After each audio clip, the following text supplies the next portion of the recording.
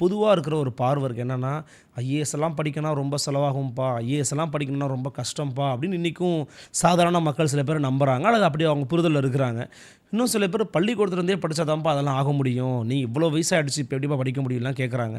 உண்மையிலேயே how to start, where to start to prepare UPSC? இந்த எண்ணம் வந்துருச்சு அப்படின்னா, நான் சொல்கிறது பள்ளி பருவத்திலேயே நீங்கள் இதை ஆரம்பிச்சிறது நல்லது. பள்ளி பருவத்தினா அதுலேருந்தே நீங்கள் கஷ்டப்பட்டு ரொம்ப ஒரு மெனக்கெட்டு படிக்கணும்னு அவசியம் கிடையாது. அதுக்கான தயார் நிலைகள்னு சொல்லும். அது நம்மளை சுற்றி என்ன நடக்குது. இப்போ பொது அறிவுன்னு சொல்கிறோம். எப்படி பொது அறிவு வரும்?